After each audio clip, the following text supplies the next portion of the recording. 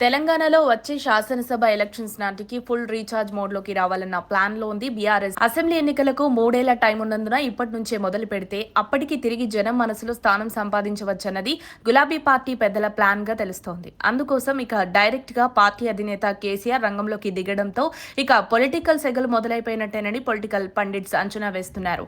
ఈ సందర్భంలోనే రాష్ట్రంలో మరో ఉద్యమానికి తెరలేపాల్సిన అవసరం ఉందన్న కేసీఆర్ వ్యాఖ్యల చుట్టూ సరికొత్త చర్చలు మొదలయ్యాయి. గతంలో రాష్ట్ర సాధన ఉద్యమానికి నీళ్లు, నిధులు, నియామకాలే ప్రధాన అజెండాగా ఉండేది.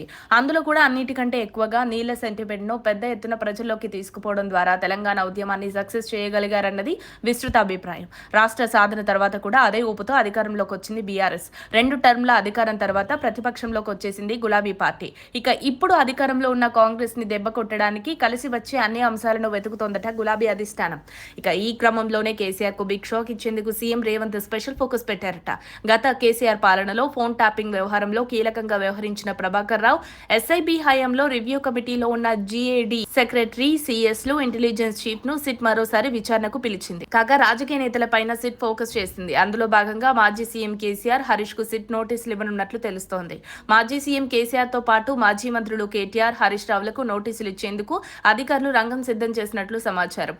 అసెంబ్లీ సమావేశాల తర్వాత నోటీసులు ఇచ్చే అవకాశం కనిపిస్తోంది.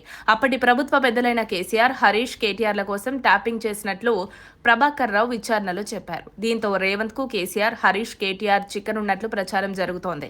ఇక ఈ ఫోన్ ట్యాపింగ్ లో వీరి హస్తం ఉన్నట్లు రుజువైతే రేవంత్ కొట్టే దెబ్బకు వీరంతా అబ్బా అనాల్సిందేనా అని హస్తం శ్రేణుల్లో టాక్ వినిపిస్తోంది. ఓ ఛానల్ ఎండీతో కలిసి హరీష్ రావు ట్యాపింగ్ చేయించినట్లు గుర్తించారు. కొంతమంది కోసం కేటీఆర్ ట్యాపింగ్ చేయించినట్లు సమాచారం. కేసీఆర్ కు నోటీసులు జారీ అంశం ఈ కేసులో కీలక మలుపుగా మారనుంది. ఈ నెల 29వ తేదీ నుంచి అసెంబ్లీ సమావేశాలు జరగనుండడంతో ఆ తర్వాత కీలక పరిణామాలు చోటు చేసుకునే అవకాశం కనిపిస్తోంది. ఇప్పటికే సిట్ ఈ కేసులో 3 మాజీ ఐఏఎస్లతో పాటు మాజీ ఐపీఎస్ అధికారులను సాక్షులుగా విచారించింది.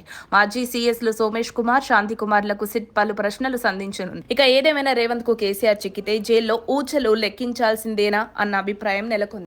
మరిన్ని అప్డేట్స్ కోసం మా కాయ్ టీవీని సబ్స్క్రైబ్ చేసుకోండి. మా వీడియో కనుక మీకు నచ్చినట్లయితే లైక్ చేయండి, షేర్ చేయండి. మీ విలువైన అభిప్రాయాలను కామెంట్ బాక్స్లో తెలియజేయండి.